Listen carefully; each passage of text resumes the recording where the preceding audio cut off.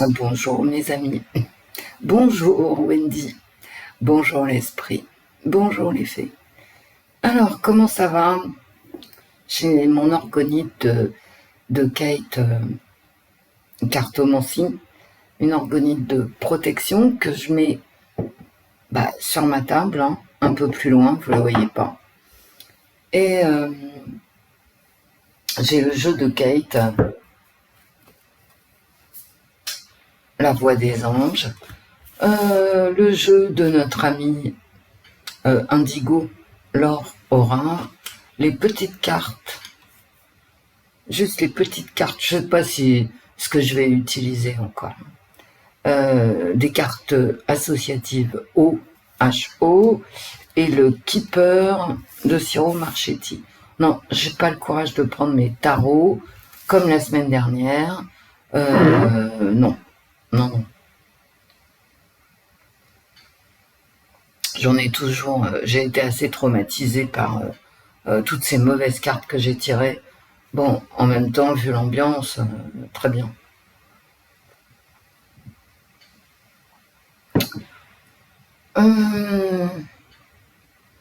En fait, tirer les cartes, bof quoi. Bon, je vais le faire pour la semaine du 6 novembre. Ça se passe comme ça doit se passer. Moi, j'ai écouté Nasrallah hier parce que Al Jazeera, la chaîne qatari, nous a offert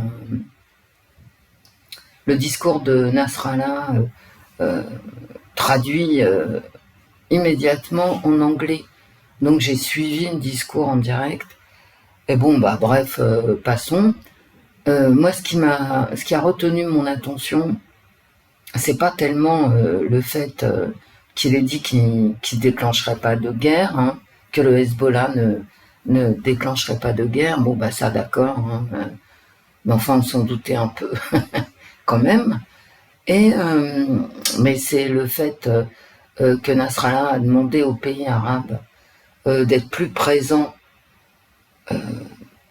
dans leur soutien aux Palestiniens, et surtout il a fait un appel aux pays arabes producteurs de pétrole en disant que il demandait aux producteurs de pétrole arabes de ne pas répondre aux demandes des États-Unis, c'est-à-dire couper les énergies fossiles aux États-Unis. Et voilà. Donc ça m'a interpellé quand même. Est-ce que ça sera suivi des faits? Bof, voyez. Et il a demandé aux pays arabes, tous confondus, d'arrêter tout commerce avec les Israéliens d'une part, et d'autre part quand même les Américains bien dans sa ligne de mire. Les autres pays, il n'en a pas parlé, il n'a pas cité d'autres pays. Mais c'est ça qui m'a le plus interpellé, c'est cette menace de couper le pétrole aux États-Unis. Alors les États-Unis, c'est vraiment... alors chacun appréciera la cible de Nasrallah hier. Tout change, il faut voir. Donc, avec un rappel à la guerre d'Irak, etc., mérité. Mérité. Bon.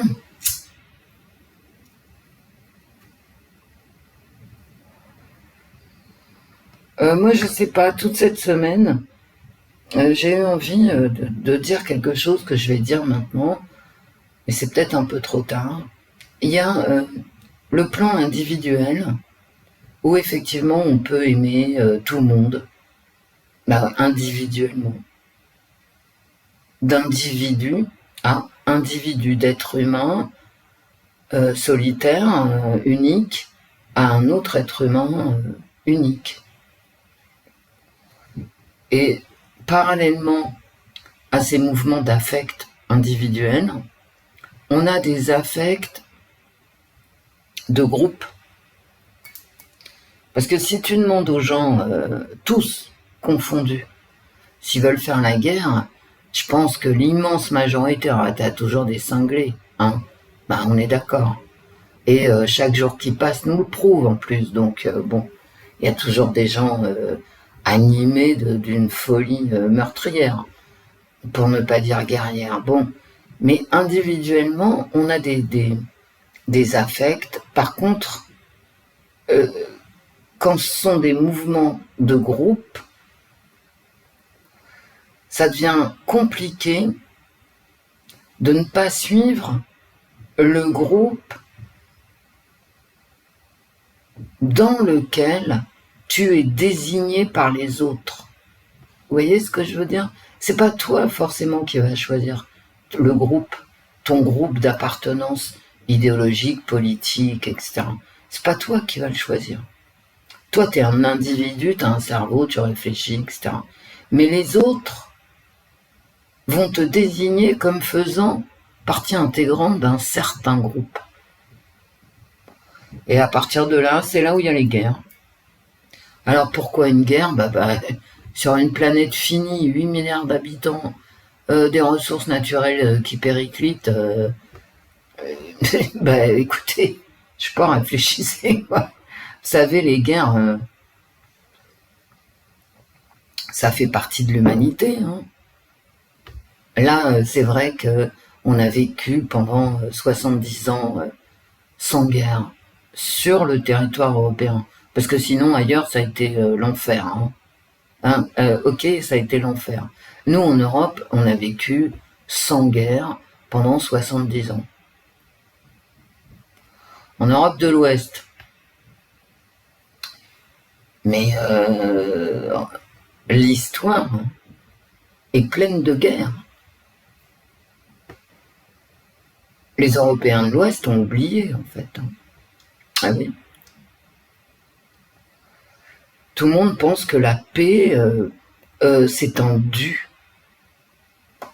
Non. Non, pas du tout. À quoi servent les guerres? À étendre ton territoire.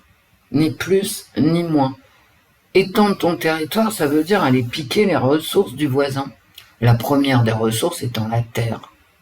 Et si possible, l'eau qui est sur cette terre-là. Et à partir de tes conquêtes, dans le meilleur des cas, mais c'est pas le cas tout le temps, tu construis peu à peu une civilisation avec des règles. La guerre, c'est une partie intégrante de notre civilisation. Tu peux partir des Grecs, de Sumer, de la Mésopotamie, de la Phénicie, de tout ce que tu veux. Sans les guerres, on n'aurait pas construit la civilisation qui nous a donné la paix pendant 80 ans.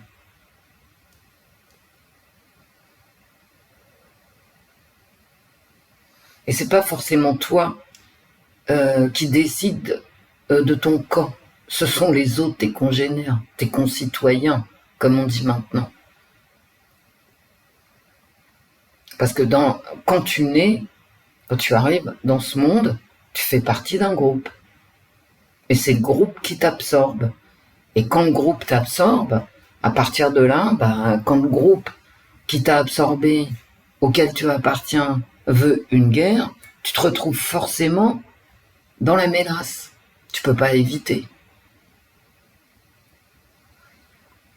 Mais en Europe de l'Ouest, faute de combattants, n'est-ce pas, je vois mal les gens partir en guerre, hein. Franchement. En Europe de l'Ouest, aux États-Unis, etc. Bon. Je parle des gens, des citoyens.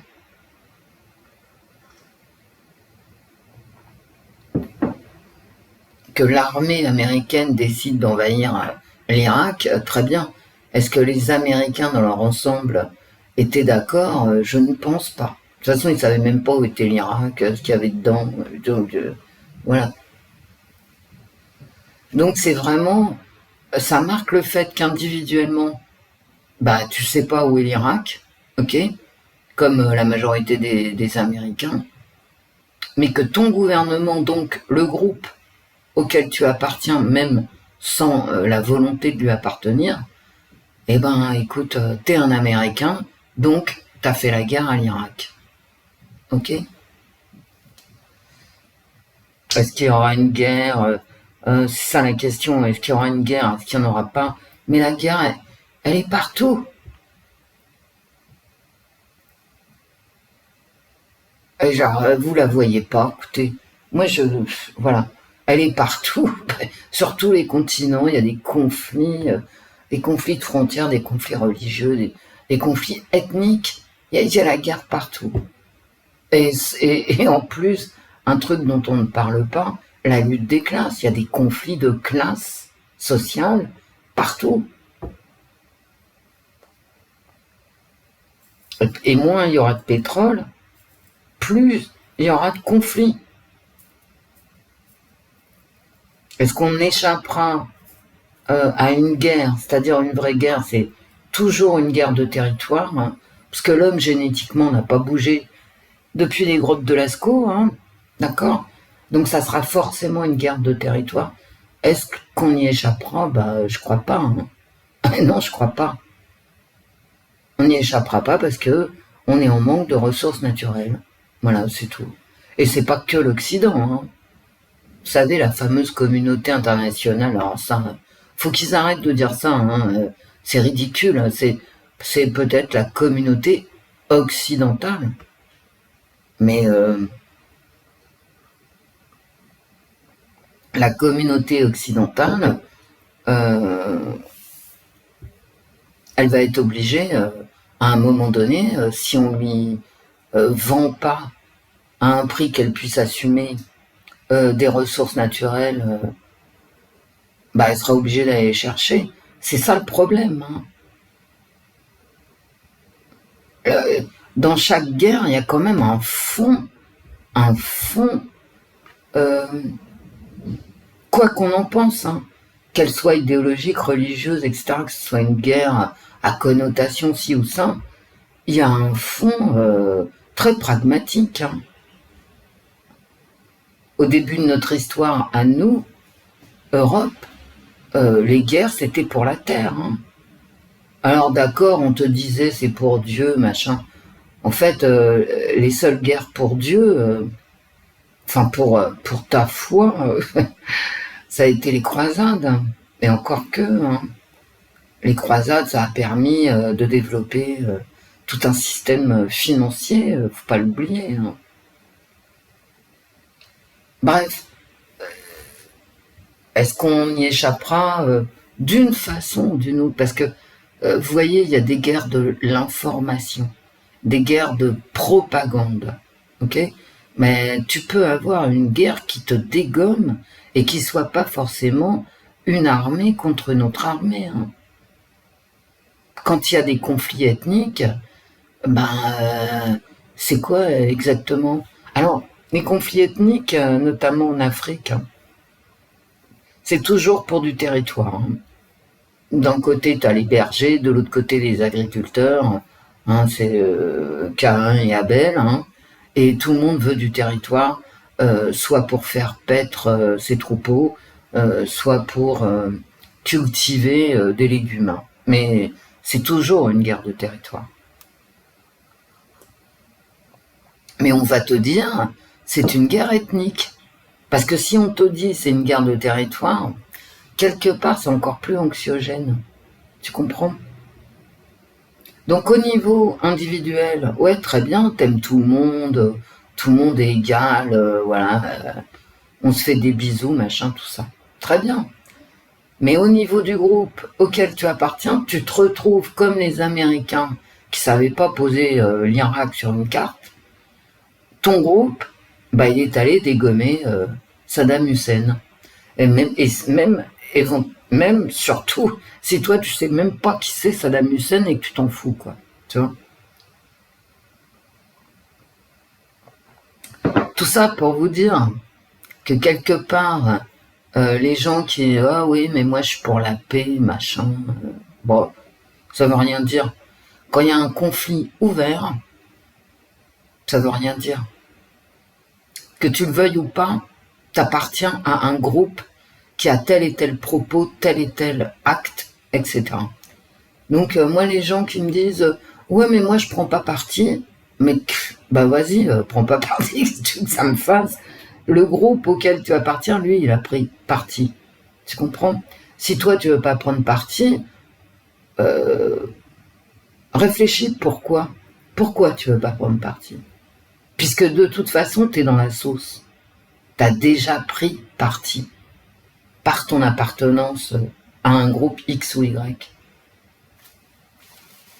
Est-ce que tu as peur? Est-ce que... Je sais pas, moi.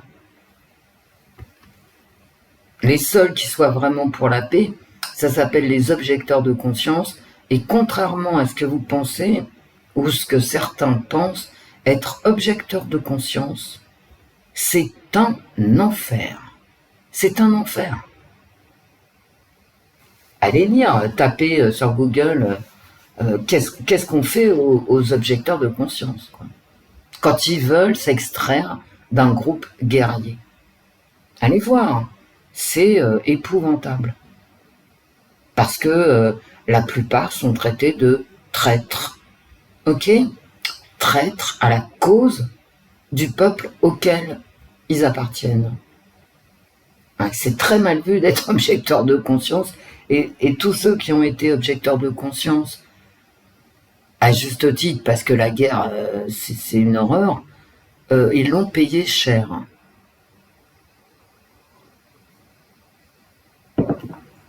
Donc, les pseudos, oh oui, mais moi je prends pas parti, d'accord, c'est vraiment pseudo, quoi. Vous me fatiguez. Non, mais réellement, hein. Réellement. Pourquoi t'as pas d'idée? Je veux dire, t'as rien dans la tête, t'as pas une opinion. Ça, tout le monde a une opinion sur tout, et puis tout à coup, bah non, moi j'ai pas d'opinion. Non mais, tu te fous de moi ou quoi? Voilà. C'est ça que j'avais à vous dire.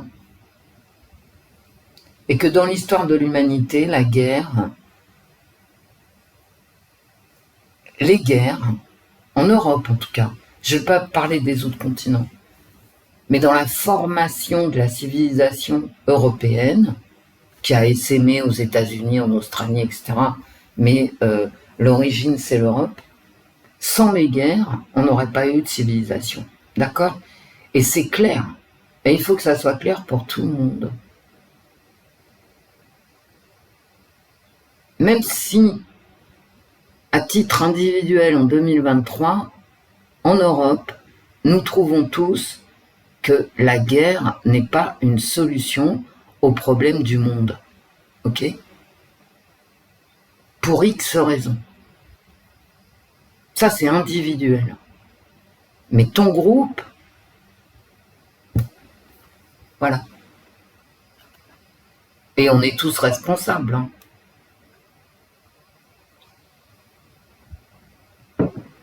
Alors Emmanuel Macron, franchement, il fait ce qu'il peut. Hein. Et vous voyez, là, je vais pas critiquer Emmanuel Macron, ce qui pour moi est une grande première. Mais qu'est-ce que vous voulez qu'il fasse, quoi? Réfléchissez. Il essaye, alors en même temps, ça n'existe pas, on est d'accord. Mais là, il dit pas en même temps, il essaye de louvoyer, et il a une marge de manœuvre extrêmement étroite par rapport à son propre territoire. D'accord? Il a une toute petite marge de manœuvre, et franchement, il reste discret. Alors en même temps, il va en Israël, mais en même temps, il va en Jordanie, au Liban, etc. Donc il essaye de louvoyer, et je peux le comprendre, parce que s'il fait pas comme ça, il va se retrouver avec des problèmes à l'intérieur de son pays ingérables, absolument ingérables, qu'il ne pourra pas gérer. Et avoir un pays à feu et à sang, alors je sais, que certains veulent que la France explose, qu'il y ait des révolutions. Mais la révolution, c'est la guerre, hein. T'as des morts. Alors, vraiment des morts, hein. Et c'est bien pour ça que, je le répète, hein, qu'il n'y a pas de révolution, hein. Bah non. Et en plus, une révolution, c'est arbitraire. C'est pas un État démocratique qui déclenche une guerre avec son armée de métier. C'est des gens qui se t'estourbissent dans la rue, hein. Ah oui, on coupe les têtes, hein. Il n'y a rien de plus arbitraire qu'une révolution. Et tous ceux qui n'aiment pas Napoléon, là, vous savez, ah ouais, Napoléon était pas gentil. Ah bah non, hein, ça, ni Alexandre le Grand, absolument personne n'était gentil, hein. Ni ceux qui étaient en face, hein, du reste. Mais enfin, Napoléon, il a permis au peuple français de sortir par le haut d'une boucherie. Moi, j'aime beaucoup Napoléon. Mais chacun ses goûts et ses choix surtout. Sans Napoléon, c'était le chaos total en France. Et Emmanuel Macron, il veut éviter le chaos sur son territoire. Bon, est-ce qu'il y arrivera? Bah écoutez, c'est 50-50, hein, on verra bien. À mon avis, la police ne chôme pas, hein. Les services secrets, machin, tout ça, hein. Et à mon avis, on va être de plus en plus surveillés, machin, tout ça aussi. Mais vous savez, on l'est déjà surveillé, hein. Ah bah évidemment. Donc, être plus surveillé, bon. Donc, je critique pas Emmanuel Macron dans la mesure où il essaye de garder un équilibre dans une situation, mais où c'est quasiment impossible d'avoir un discours équilibré. Donc, voilà, je ne l'aime pas, mais qu'est-ce que vous voulez que je vous dise? Qu'est-ce que vous voulez qu'il fasse? Qu'il appelle à quoi? Non, mais attends. Vous croyez que les Français de 2023 sont prêts à cavaler dans la rue? Non, mais oh. Mais non, mais non. J'ai vu des images au réveil d'Emmanuel Macron pris à partie par un gamin. Je dis un gamin parce que vu sa tête, c'est pas péjoratif de ma part. C'est vu sa tête, quand je l'ai vu là, qu'il a apparu à l'écran, je me suis dit mais ce gosse il est mineur quoi, c'est un mineur. En fait non, peut-être pas, peut-être qu'il a entre 17 et 22 ans, j'en sais rien. Un jeune homme quoi. Mais j'ai pensé immédiatement que c'était un mineur. Et cette personne, donc ce jeune homme, s'adresse au petit timonier dans un français, mais lamentable, à peine s'il lui a pas tapé sur le ventre, et à peine s'il l'a pas appelé Manu. D'accord? C'est ça, hein. Je veux dire, les jeunes générations, c'est ça. Moi, je n'aime pas Emmanuel Macron, je lui mets sur les épaules des trucs absolument épouvantables. Bref, pour moi, il est responsable de tout. Donc, vraiment, je n'ai aucune tendresse pour lui. Mais sans blague, je me retrouverai devant lui.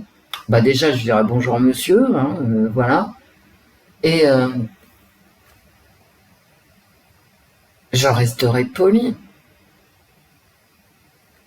Poli, et j'essaierai d'avoir un discours compréhensible. Le gamin, il n'était pas poli. Alors je ne sais pas par qui sont élevés ces gens, ces jeunes. Il était impoli. Il parlait dans un français déplorable. Moi, je serais Emmanuel Macron, je me poserais des questions par rapport au niveau de l'enseignement. Hein. C'est dramatique. Ce jeune homme, c'est dramatique. Il a 2 mots de vocabulaire, quoi. Il est mal élevé et il représente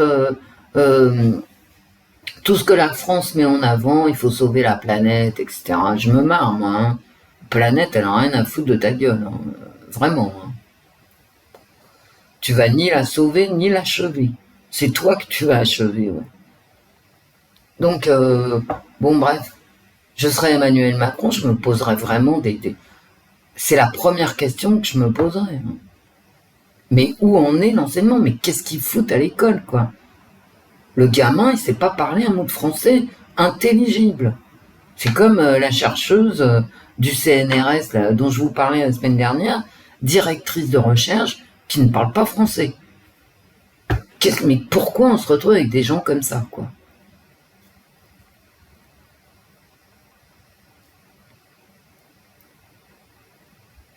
Voilà mes amis, je vais arrêter de parler, je vous mettrai même pas l'heure du tirage parce qu'il n'y a pas de pub.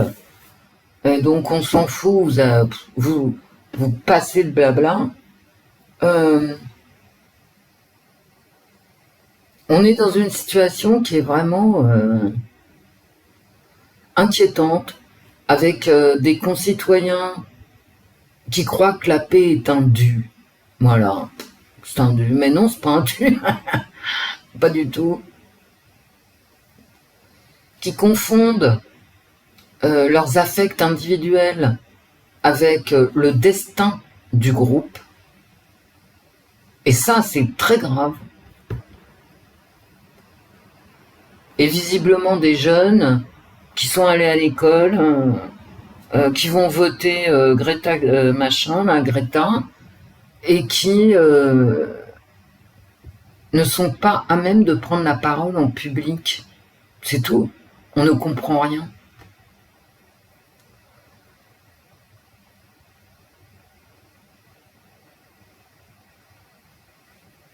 Enfin bref, la situation est déplorable. Alors après, blablabla, blabla, blablabla, blabla. D'accord. Et heureusement, blabla, parce que c'est un exutoire. Il se passera rien, hein. T'ouvres la télé, t'as des chroniqueurs, machin. Il se passera que dalle, hein. Sauf une guerre en cours, qui est en cours. Et il n'y en a pas qu'une, hein. Il y en a, oh là là, des conflits, mais écoutez, il n'y a que ça.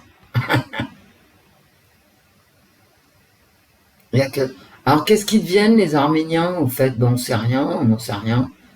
Alors, il y a ceux qui pensent que c'est l'Ukraine qui a gagné, les autres qui pensent que c'est la Russie. T'es dans une guerre de mots, t'es dans une guerre d'images. Comme t'es pas sur le terrain, tu n'en sais rien. Faut pas rêver, on n'en sait rien. C'est celui qui a le plus de thunes, hein, qui a la meilleure propagande, hein, c'est tout. Voilà. Alors cherche la thune, après regarde qui paye quoi au niveau des informations, et puis à partir de là, tu t'en sauras pas plus. T'en sauras pas plus, mais au moins tu sauras d'où vient le discours. T'as toujours un discours dominant. Et le discours dominant, c'est celui qui a le plus d'argent. Le discours dominant de la LFI. Oui, parce que c'est le... même si vous pensez que j'ai tort, je persiste et je signe. Le discours dominant de la LFI, mais qui paye derrière? D'accord?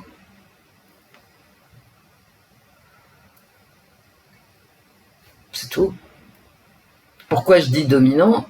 Parce qu'ils sont arrivés en 3e position au niveau des votes, mais au niveau des places de responsabilité, ils sont quasiment en 2e position derrière le camp Macron. Mais comment ça se fait? Parce que là, on peut même pas dire malheur aux vaincus, hein. C'est honneur aux vaincus, la LFI. Honneur aux vaincus. C'est incroyable. Donc qui est-ce qu'il y a derrière? Moi, la LFI, je m'en fous, hein, quand tu vois Elysia Soublé, là, ce qu'elle raconte ou rien, je m'en tape. Par contre, je vois l'importance médiatique et surtout les postes de responsabilité, que ça soit dans les médias ou à l'université, c'est-à-dire les médias qui forment les esprits et l'université idem. Et je me dis, mais enfin, qui paye? Qui paye? C'est quoi ce lobby derrière? Et j'y réponds, ok? J'y réponds individuellement. Mais je vais pas y répondre en vidéo pour les raisons que les plus futés auront compris. Voilà, c'est tout. Et je vous demande d'y réfléchir. Hein. Quand je vois d'où sortent les chercheurs au CNRS, et je vous parle pas uniquement de la bonne femme là, que j'ai écoutée qui parlait pas français, directrice de recherche, je vous parle en général. Hein. Qui sont les chercheurs du CNRS? Bah, allez jeter un œil. Mais attendez, c'est purement asphyxiant. Asphyxiant. Donc il y a un lobby, donc il y a quelqu'un qui paye. Voilà. Allez hop. Emmanuel Macron, là, par rapport à la France, hein, ça fait... depuis le 7 octobre, ça va faire un mois, hein, la semaine du tirage de cartes, la semaine suivante, ça va faire un mois qu'il essaye de pondérer les choses. Quelque part, ça marche pas si mal, hein, on va se le dire comme ça. Voilà. Alors, est-ce que c'est bien? Est-ce que c'est pas bien? Est-ce que ça va pas nous sauter à la gueule d'ici 3 semaines? Ça, c'est ce que je pense, mais bon. Est-ce que ça va finir par se calmer, qu'il va trouver un équilibre? Après, chacun voit midi à sa porte. Hein. Mais je sais que moi et mes concitoyens, nous ne sommes pas prêts à un conflit sur le territoire. Je le sais. Tous ceux qui appellent à un conflit, à durcir les positions, non, vous connaissez pas... Allez écouter ce petit gamin, quoi. D'accord? Qui veut sauver la planète. Il y a un conflit mondial, lui, il veut sauver la planète. Bon, écoutez, quand vous êtes avec des abrutis, voilà. Ça ne peut que mal tourner, hein, je vous le dis tout de suite.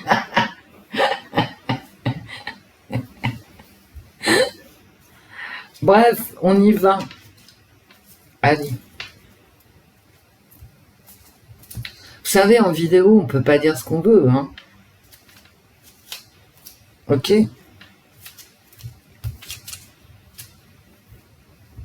La semaine du 6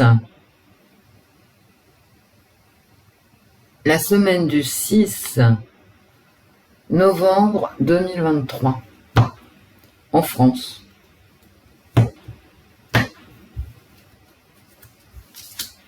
Moi, je veux pas prendre les tarots, je sais, c'est pas gentil. Je les reprendrai quand tout ça va se calmer. Moi, je veux pas tirer des cartes épouvantables, cauchemardesques. T'es pas courageuse, Wendy? Bah non. Non. Non. Et pourquoi je viens pas? Parce que l'ambiance me plombe. L'ambiance et mes affects. Qu'est-ce que je fais? Bah je fais comme ça, puis on va recouvrir. Oh là là. Hein? Des manifestations. Bah elles sont là. Hein. Ouais, voilà. Elles arrivent. Il y en a une cet après-midi. L'autorité. Bah écoutez, ça va faire comme d'habitude. Hein. Des manifestants d'un côté, puis des flics de l'autre. Bah voilà, c'est tout, la force. Bah ouais. Ben ouais. L'autorité par rapport aux manifestations. Comme d'habitude. D'habitude depuis... Moi, je vous l'ai déjà dit, hein, je suis contre les interdictions de manifester. Ah, ça peut pas être plus clair. Hein. Que ça soit pour les uns, pour les autres. Hein.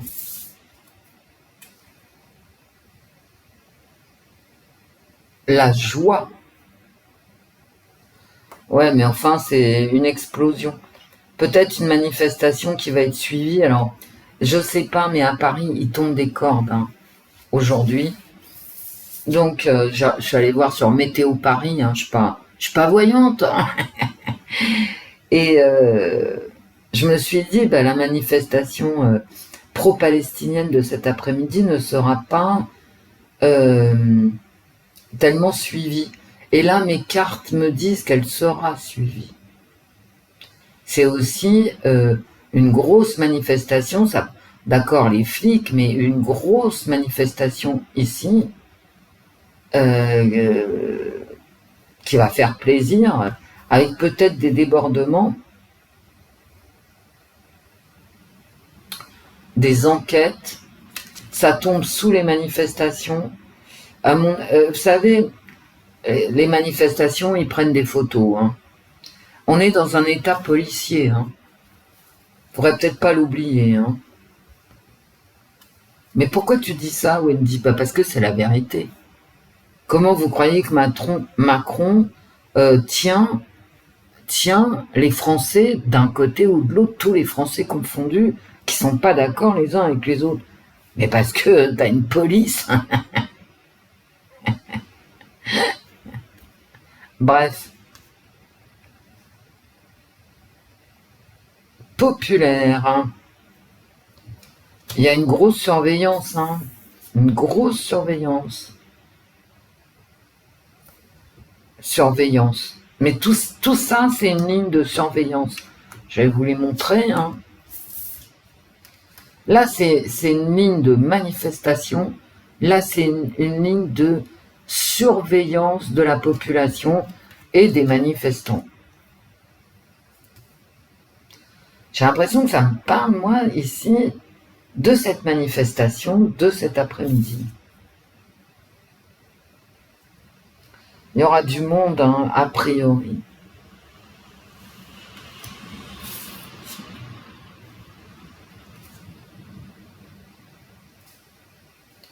Me parle d'épargne,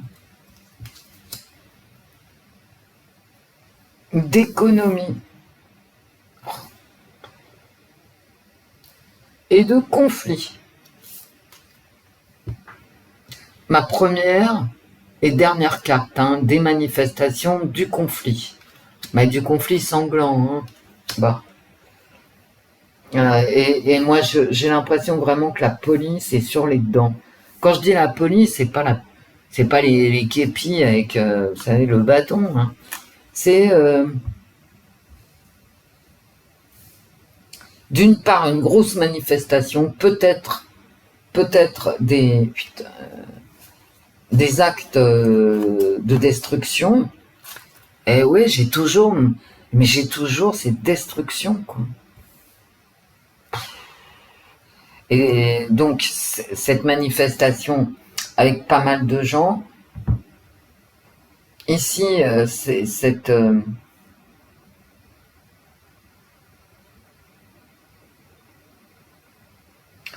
surveillance.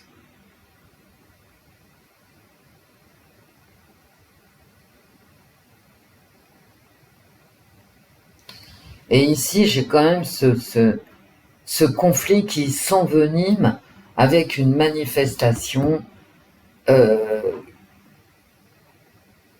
populaire qui va avoir de l'écho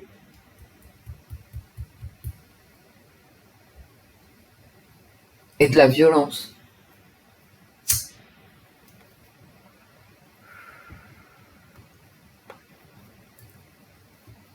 Que je prenne pas le tarot, finalement, c'est pas grave parce que je ressors toujours, vraiment toujours, c'est...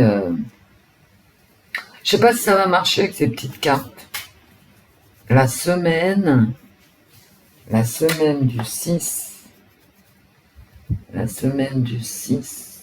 novembre 2022. La semaine du 6 novembre 2023.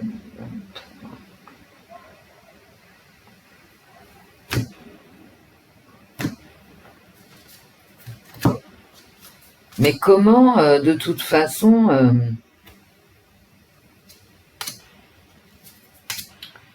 comment échapper au conflit? Et puis, il n'y a pas que ce conflit-là, hein, y a le conflit pouvoir d'achat. Hein. Je vous l'ai dit, hein, il y a quand même le conflit oublié de la lutte de classe. Hein. Quand tu vois que tu as des mecs qui gagnent 2500 € et qui dorment dans leur voiture parce que ils trouvent pas un appartement à louer,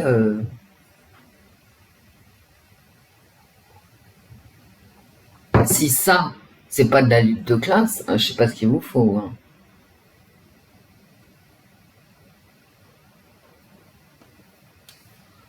Bon, Wendy, bon, sinon ça vous empêche pas d'aller bien. Hein, oh là là, oh là là.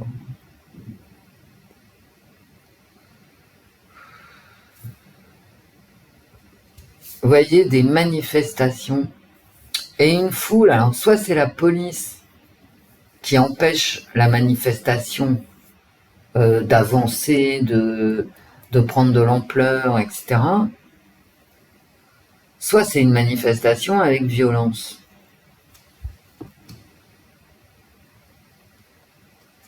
Mais peut-être que la police va arrêter des gens. Hein.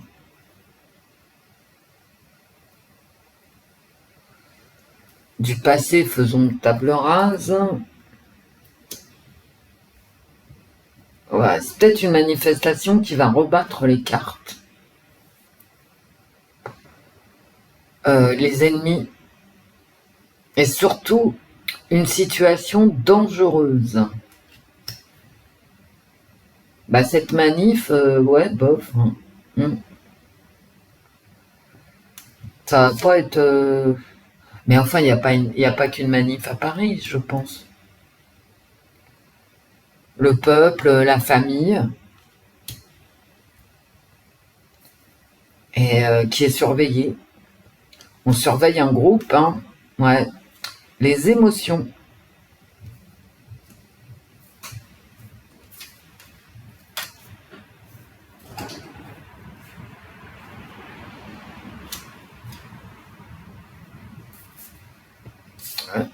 Un câlin.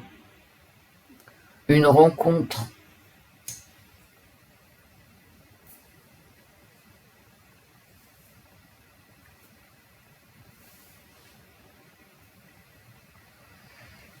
Une union.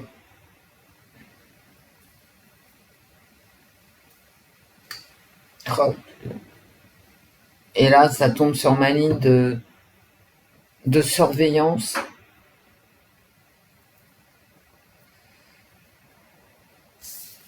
Toujours ici, cette union qui pose problème. Une union politique, hein. Un sac de nœuds ici, c'est un sac de nœuds. Hein. Oh, d'accord. C'est de plus en plus violent. Hein. Un progrès vers la mort. Tout va bien. Et quelle ligne dégueulasse.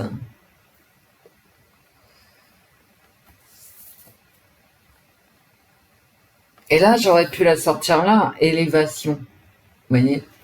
Mais là, c'est quelqu'un qui cache quelqu'un d'autre. Un groupe qui en cache un autre. Regardez derrière les apparences. Mais là, il y a une élévation aussi. C'est-à-dire, il y a un groupe ou quelqu'un qui prend de plus en plus d'autorité. De plus en plus de force. Alors, si c'est la mort, bah écoutez. Ah, bah d'accord.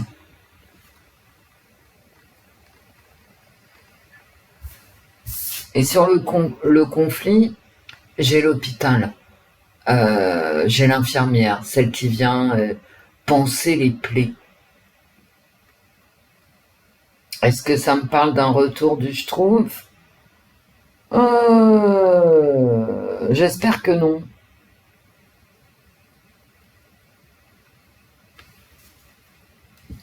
Là, il y a une coercition. Mais en fait, ça va être très difficile de reconnaître les ennemis parce qu'il y a des unions. Des plus loin, unions. C'est pas un joli tirage.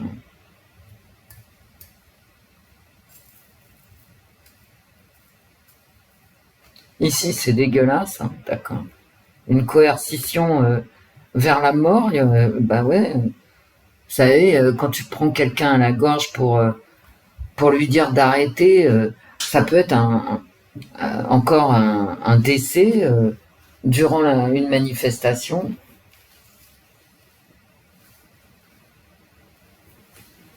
Ou parmi les manifestants entre eux qui s'engueulent, j'en sais rien.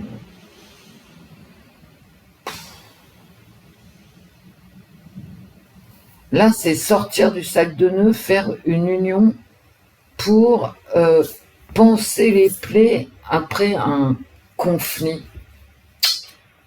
Bon, je vais pas retirer. Je vais faire un tirage keeper. Attendez, je vais recouvrir avec l'oracle de Kate. La voix des anges. Beaucoup d'émotions, hein. Et là, j'ai de l'eau dans la salle de bain comme dans la carafe. J'ai beaucoup d'émotions qui, en fait, prennent de l'ampleur. Je suis vraiment dans l'ampleur. La semaine du 6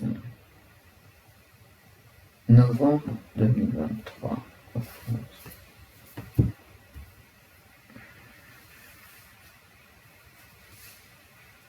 En fait, j'ai pas un arrêt de conflit pour la semaine. J'ai un conflit qui prend de l'ampleur, qui est mortel. On va peut-être envoyer un hôpital. On va peut-être vouloir arrêter les choses aussi ici. Mais non, en fait, on les arrêtera pas. Allez, on va se le faire en diagonale.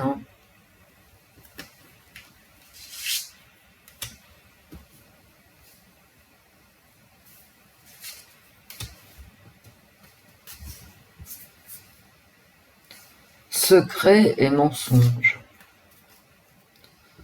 Sur une manifestation et sur une coercition. En plus, j'ai des mensonges comme d'habitude. Toutes les semaines, j'ai des mensonges. Mais enfin, ça, j'ai pas besoin de tirer les cartes. Bah non. On sait qu'il y a des mensonges. De l'aide. Ouais, de l'aide. Je pense réellement que la France va envoyer de l'aide. Vous voyez, j'ai de la compassion et à côté, j'ai une union. On va vraiment envoyer de l'aide. Alors, à qui? Bah, Wendy, t'exagères? Bah non. Vous savez, n'oubliez pas qu'on a le mensonge qui sort en premier. Là, il y a ce qu'on te montre. Et tout le monde te montre des trucs. Donc, voilà. Et puis, il y a ce qui se passe en vrai. Et vous voyez, j'ai la compassion et les émotions et le mensonge. Attention à la compassion. Ce que je vous disais au début. Vous avez individuellement de la compassion pour les autres. Très bien. Ça, c'est votre âme et vous. Mais au niveau du groupe, il se passe des choses comme le mensonge, etc. De la compassion manipulée. Attention. Au niveau d'un groupe, c'est différent, la compassion. Et l'Amérique, ouais, à mon avis, l'Amérique, si je reprends Nasrallah, là, ces mots, les mots de Nasrallah,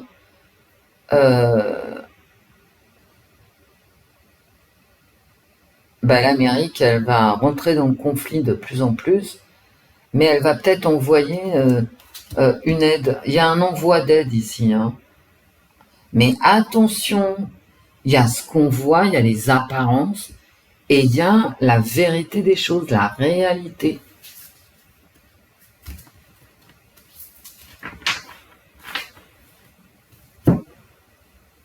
Et j'ai pas envie de faire de l'humour, parce que absolument. On est vraiment dans l'émotion, hein, la semaine prochaine. Bon, on est dans le meurtre aussi, hein, on est dans les conflits terrifiants, les passages à l'acte et tout, on est là-dedans. Et on est dans la compassion, dans les mensonges. Rien d'étonnant. Hein. Vous voyez, la semaine prochaine, il n'y aura rien de clair. Rien.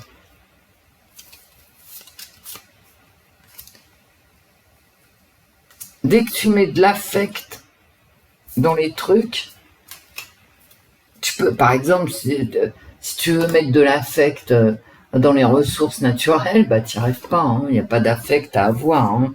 Tu fais tes calculs et tu te démerdes avec la réalité. Mais là, on n'est plus dans la réalité la semaine prochaine. Hein. On est dans les affects. Il n'y a rien de plus dangereux que les affects, parce que les affects, et c'est dans les cartes, sont manipulés. La manipulation ne peut s'appliquer qu'aux affects, pas au réel. Par exemple, y a des gens qui ont une terre pourrie, d'accord, pourrie, hein, qui donne rien, voilà. Quand ils ont 3 laitues, ils sont contents, voilà. Mais ils sont tellement attachés à cette terre qu'ils veulent pas la quitter, alors que dans le réel, hein, tout ce qu'ils ont à faire, c'est partir. Et je parle de ma famille, par exemple, hein, qui était une famille d'agriculteurs à la base, sur une terre pourrie. Mais dans ma famille, on est tellement, comment dire, attachés à notre lieu de vie que jamais on n'aurait pensé partir. On aurait pensé partir à l'époque de ma grand-mère, bien sûr. Ensuite, tout le monde s'est tiré. Voilà. Le chant des sirènes, hein, de la ville. Vous voyez, il y a les affects et puis il y a le réel. Quand ta terre elle est pourrie, tu peux pas nourrir 5 gosses. Bah ouais. Mais comme tu y es attaché, bah tes gosses vivent dans la misère en fait. Les affects, c'est terrifiant. Parce que très manipulable. Bon alors là c'est le bordel, j'ai encore fait un tas. Voilà. Un tas, un tout petit tas, il me reste une carte. Tu parles trop, ou elle me dit, ouais bah écoutez, passez.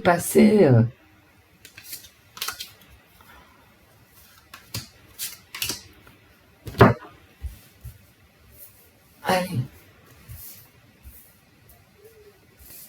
Ne pas avoir d'ongles, c'est super pour nettoyer l'évier, mais par contre...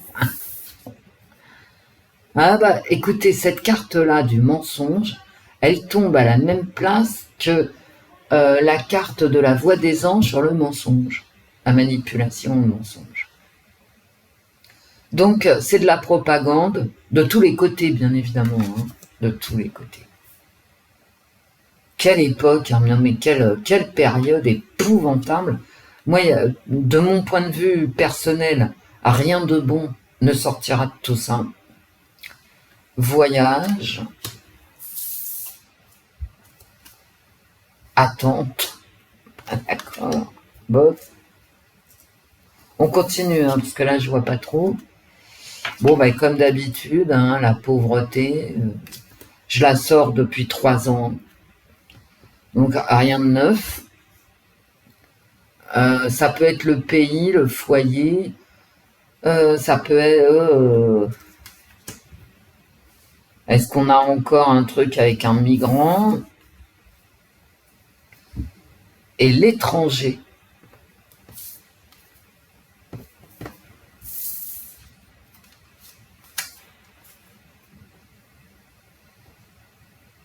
Est-ce qu'on attend un bateau de migrants?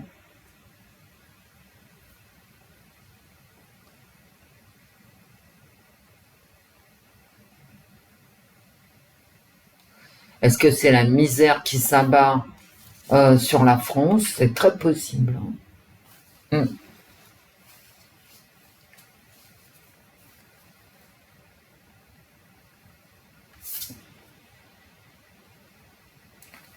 Encore des aides de merde, d'accord.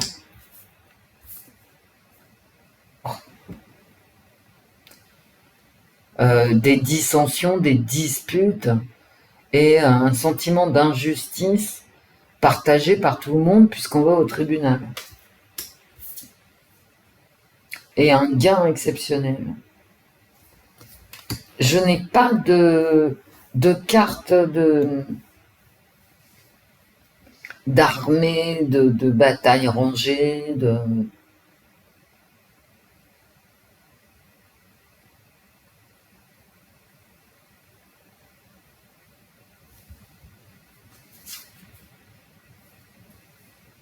Il y a quelqu'un qui fait un déplacement, un homme politique qui fait un déplacement.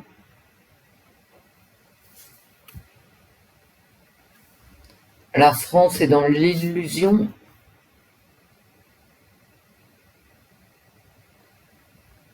La France rêve.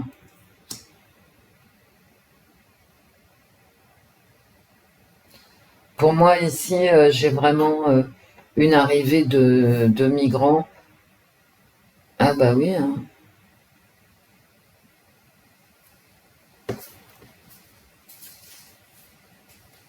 Bah tiens, dis-moi qui est cette personne. Un mensonge est quelque chose qui nous empêche, qui rogne les libertés.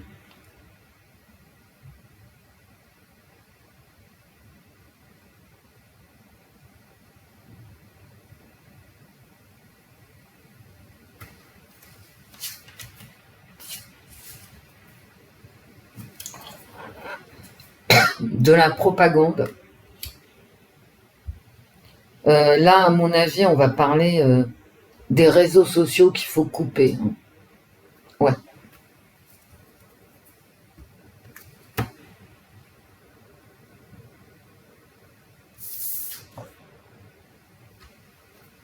Une attente de décision militaire. Du coup, j'ai plus de cartes ici. Ok. Je vais voir si elles veulent bien recouvrir.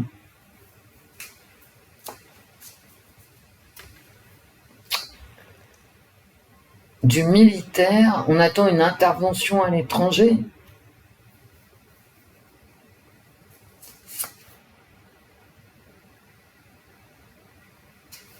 J'ai de la solitude. J'ai de la solitude sur sur les gains exceptionnels. C'est possible qu'on fasse quelque chose pour les familles monoparentales ou je sais pas quoi, mais ça va pas sur ma ligne, ça veut rien dire en fait. Donc, une intervention militaire à l'étranger, là je comprends pas ici, non. Mais je comprends pas du tout.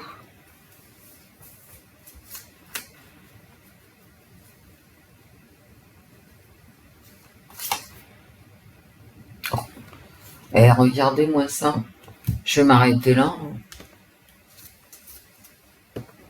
J'ai mensonge, enfermement, voyez, mensonge, prison, prison. On va être confiné ou quoi? Première et dernière carte du jeu. Il est possible qu'on parle ici d'un enfermement des réseaux sociaux. Parce que courtiser, c'est raconter des conneries. Hein. Voilà. Donc peut-être qu'il y a une parole qui va être interdite, que Thierry Breton finalement va arriver à ses fins. Ouais, j'ai l'impression que les réseaux sociaux, kschling, hein. Ou qu'il y en a qui vont se faire fermer leur chaîne, fermer TikTok, vous voyez.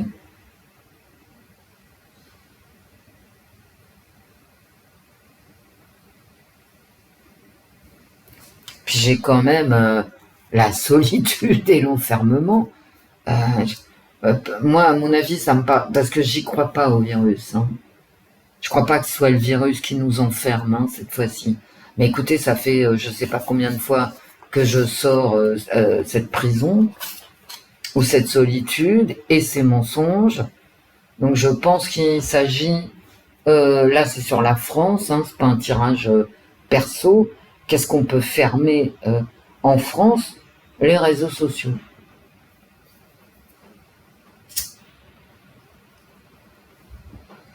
Et ça peut être une propagande, c'est-à-dire pour votre liberté, vous ne pourrez pas avoir accès à TikTok, à Twitter, blablabla.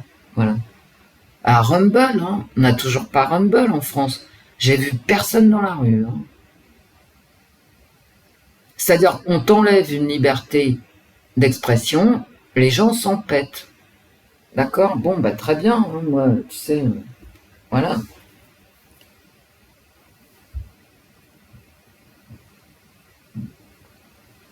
Mais ça peut être aussi quelqu'un qui se bat en prison. Hein. Et là, j'ai vraiment la diplomatie ici sur cette carte que je vais prendre la peine quand même de vous montrer. J'ai la diplomatie et l'armée. Hein.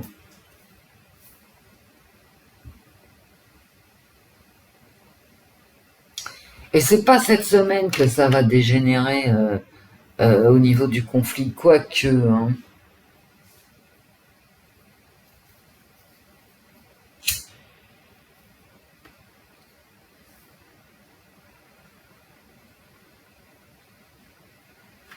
À mon avis, ici, on va parler des réseaux sociaux hein, et de la censure.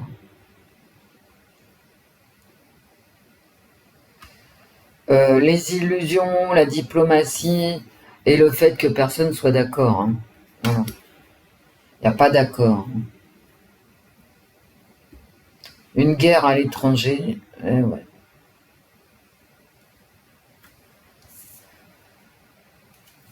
Et des punitions.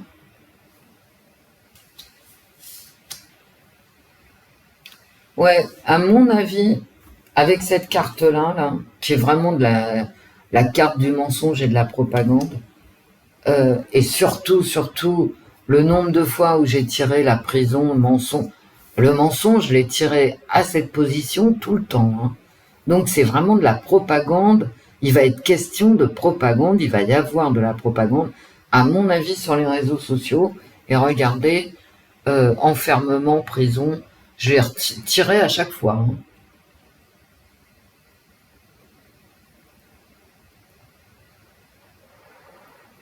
Ici, j'avais les fourmis rouges, hein, des cartes haut. On rentre vraiment ici dans un sac de nœuds invraisemblable. Et c'est bien pour ça que la propagande est à l'œuvre. Alors là, c'est les illusions, gna gna gna, bon d'accord.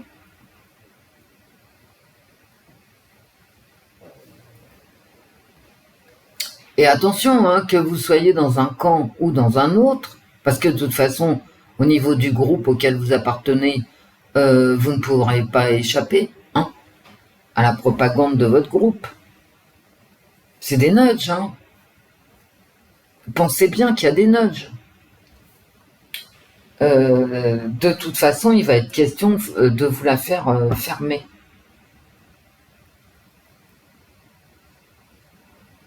Camembert.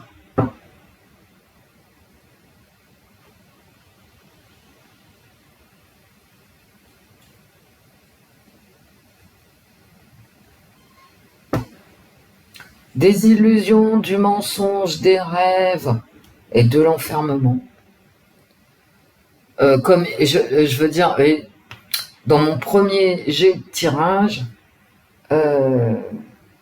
j'avais cette notion de coercition qui est sortie tout de suite ici. On va être forcé à quelque chose.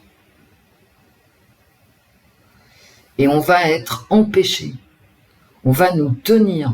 Alors par la police, par Bah, par cette fameuse propagande, hein. Eh oui,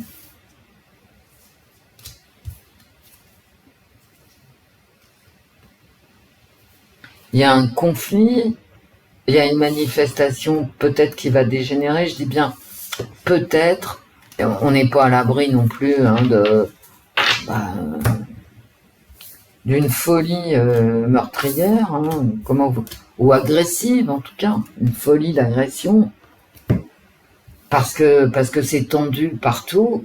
J'ai l'impression quand même que les Américains vont rentrer dans ce conflit d'une façon ou d'une autre, mais par exemple en envoyant un navire hôpital ou je ne sais quoi, hein, parce que j'ai quand même ce soin qui est là, faire attention aux populations, franchement.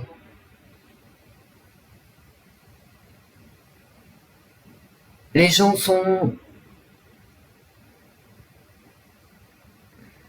énervés, pour le dire gentiment. Alors ils sont énervés aussi parce qu'il n'y a pas d'argent. Il n'y a rien qui va en fait.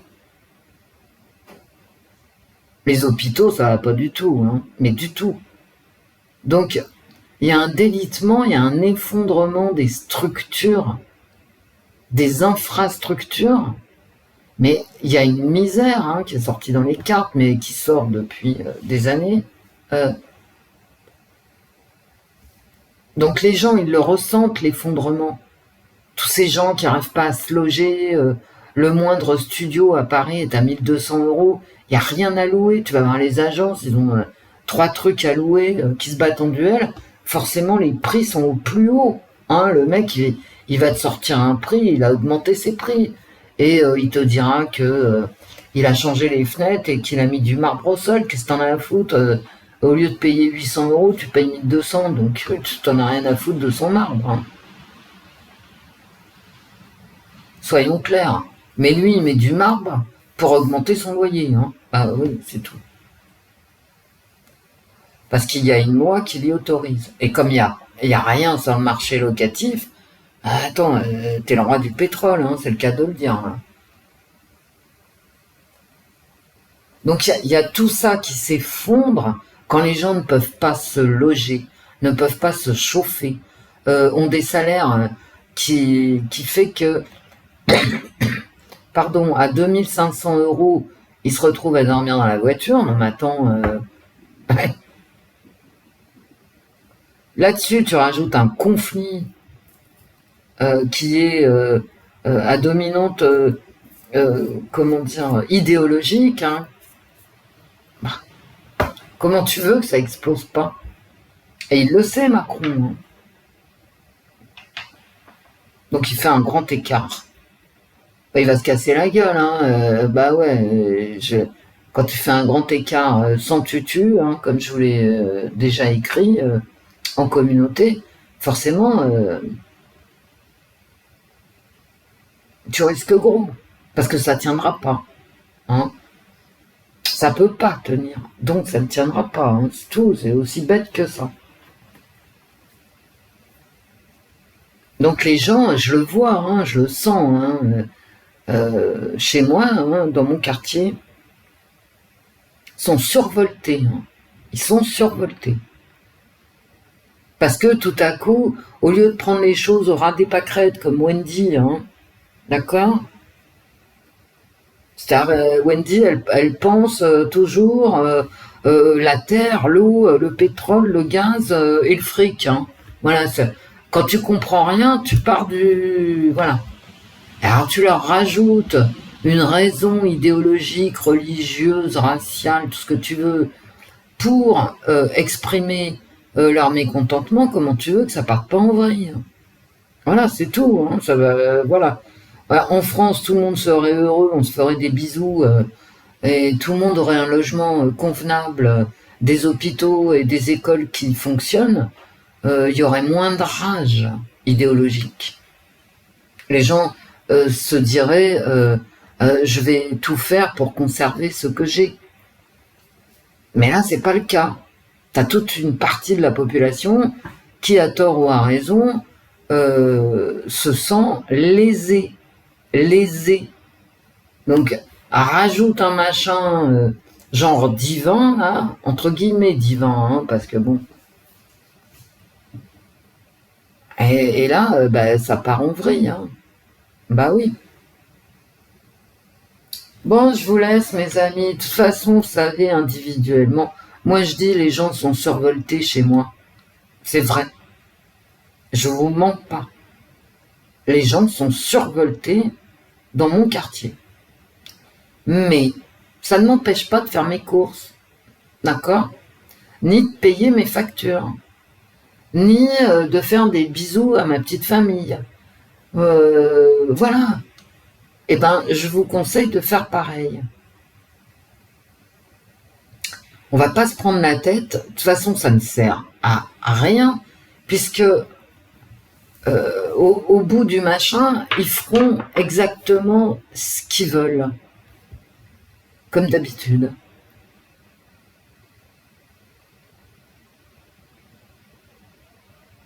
Non, je vous parlerai pas.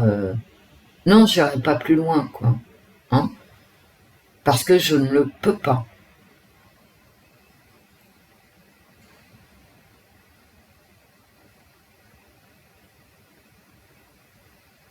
Mais les trucs bisounours, je tiens à vous dire que ça me gave, mais alors d'enfer, quoi. Que les jugements à l'emporte-pièce, je ne les supporte plus. Voilà. Que les gens qui tout à coup chantent la paix, alors t'es en plein milieu d'un conflit, d'accord, puis t'as des connards en train de t'expliquer que la paix, machin, tout ça. Ouais. Mais machin, là, toi qui es pour la paix, tu vois pas que t'es dans un conflit? Alors c'est quoi ta position? Ah ouais, non mais moi je suis pour la paix. Putain, mais ça ne veut rien dire. Non mais c'est grave, hein. C'est de l'imbécilité, c'est de l'imbécilité totale. C'est de l'imbécilité. Je veux dire, il y a Alexandre le Grand, il se retourne dans sa tombe. Ah ouais. Ah non, mais je vous assure, hein, c'est invraisemblable d'entendre des trucs pareils. Allume une bougie et pense positif, hein, aussi, tu vois. Bon, bref, après, je vais arrêter parce que je sens que là, ça commence, les émotions montent et mes paroles vont dépasser ma pensée. Donc, c'est pas utile, hein. Moi aussi, il faut que je reste un peu gentille, hein, quand même.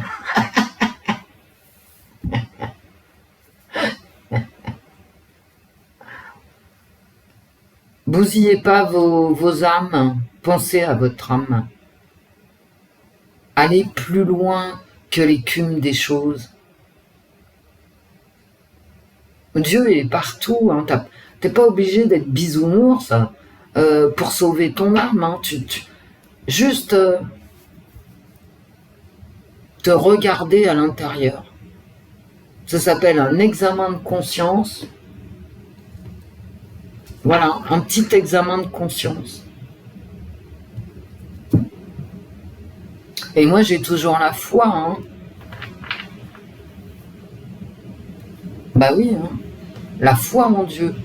Dire que je suis une catholique pratiquante, non. La religion, c'est autre chose. Et je vais vous dire un truc sur moi. Quand j'étais jeune, je l'ai déjà dit, hein, j'étais dans un groupuscule trotskiste, les soldats de la Révolution. Hein, c'est pour vous dire, hein, j'ai pas amusé le terrain, hein, j'étais en réunion de cellule, etc., etc. J'étais trotskiste. Et vraiment, hein, du pur, du dur. Hein. Et pour pouvoir entrer dans cette organisation groupusculaire, les soldats de la Révolution, je vous jure que c'est vrai, hein, cette organisation dans laquelle j'ai milité pendant des années. Hein. Et il fallait passer un examen. Non, mais ça rigolait pas. Hein. Vous savez, moi, je suis d'une autre génération. On apprenait à l'école. Donc, pour rentrer dans cette organisation, il fallait que je me tape Marx, Hegel, Engels, tous ceux qui sont chiants comme la pluie. Et les lire et discuter avec un responsable de l'organisation de mes lectures, être interrogé, tout ça. Non, ça rigolait pas. D'ailleurs, les mouvements révolutionnaires rigolent pas. Hein. Bon, maintenant, il y a prescription, donc je le dis à l'écran. Et une des questions à laquelle j'ai eu droit pour faire partie de cette organisation, c'était « Est-ce que tu crois en Dieu ?» Il y a quelqu'un qui m'a demandé, un mec, un supérieur hiérarchique dans cette organisation, qui m'a demandé, pour m'accepter, si je croyais en Dieu. Et je lui ai dit oui. Et il m'a dit, c'est impossible que tu rentres dans l'organisation, dont je vous donne pas le nom bien évidemment, parce qu'il ne faut pas pousser non plus. Et il m'a dit, il faut abjurer ta foi.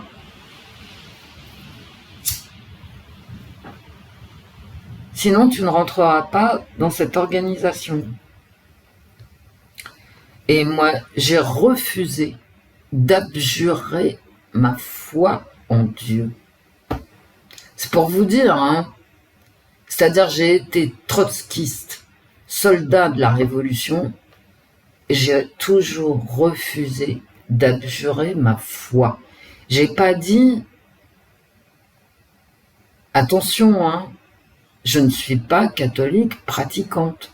Je suis de culture catholique, apostolique et romaine, mais je ne suis pas pratiquante. Quoique, par la suite, je sois allée méditer avec les jésuites. Mais ça, c'est dans une autre vie plus tard. Et quand j'étais jeune, donc, ça a été une discussion, mais invraisemblable, avec ce gars, avec un chef, pour que je sois acceptée dans l'organisation. Et ils m'ont acceptée parce que j'ai refusé d'abjurer ma foi, mais comme je ne pratiquais pas, je ne pratiquais plus, parce que quand j'étais encore plus jeune, gamine, je pratiquais. Mais comme à cette époque-là, et j'étais très jeune, hein, j'avais 17 ans, peut-être même pas. J'ai été acceptée dans l'organisation en refusant d'abjurer ma foi. C'est pour vous dire à quel point je crois en Dieu. Hein. Parce que j'étais une trotskiste convaincue. Mais Dieu, c'est autre chose. Quoi. On mélange pas Dieu avec les luttes sociales. Qu'est-ce que Dieu vient faire dans la lutte de classe? Je vous pose la question, moi je vois pas quoi. Hein. Dieu c'est autre chose, c'est un autre niveau. C'est notre âme. Et j'ai jamais pensé que être trotskiste abîmait mon âme. Hein, jamais. Il y a d'autres trucs dans la vie qui ont abîmé mon âme, mais pas le fait d'être trotskiste. Pas du tout. Voilà. Comme ça, vous me connaissez mieux. Vous voyez à quel point... Bref, il faut lutter pied à pied dans la vie. Hein. Pied à pied. Bon, je vous fais plein de bisous. Pensez à votre âme. Quand moi, je sais plus quoi faire, quoi. Je ne sais plus à quel sein me vouer, comme on dit. N'est-ce pas, Wendy Trotskiste je me dis, mais en quoi ça abîme ton âme de prendre tel ou tel chemin? Et là, franchement, on en est là. Hein. On en est là. Pour beaucoup d'entre vous, alors moi, j'en suis pas là, mais je vous donne pas mon analyse pour des raisons que vous comprendrez. Bah oui, quand même, hein, vous allez comprendre pourquoi je vais pas jusqu'au bout de ce que je pense vraiment. Mais quand même, hein, je veux dire, il y a le bien, il y a le mal. Hein. Attention. Hein. qu'est-ce qui va abîmer ton âme au final, tu vois? Et c'est pas la peine d'allumer des bougies ou de penser positif, hein. Penser positif, c'est une connerie, hein. Vraiment de la merde en barre, hein. Pense, c'est tout. Pense avec ton cerveau. Bon, je vous fais des bisous. C'est pas une semaine, là, dans mes cas. Bah quand même, hein, ouais, bof. C'est pas une semaine top, on va dire, hein. Il y a quand même du conflit, il y a de l'agressivité, il y a de la violence, voilà. Et il y a des trucs de l'étranger qui impactent nos vies. Parce que les conflits en cours, là, le gros conflit en cours, il impacte nos vies dans le quotidien. Et je le vis, moi, dans le quotidien. Donc pensez à vos âmes. Je vous fais plein de bisous, mes amis. Gros, gros bisous. Je vous aurais bien gavé, mais je vous aime beaucoup. Je vous embrasse très fort. Un peu de courage. Du respect de soi. Une ligne de conduite. Et malgré tout, pensez à son âme dans les périodes les plus terrifiantes, qui nous remettent tous en cause, parce qu'on est remis en cause collectivement dans nos opinions. Je vous fais plein de bisous, plein de bisous, mes amis. Au revoir, mes amis. Au revoir, Wendy. Au revoir, l'esprit. Au revoir, les fées. Pensez à l'esprit. L'esprit.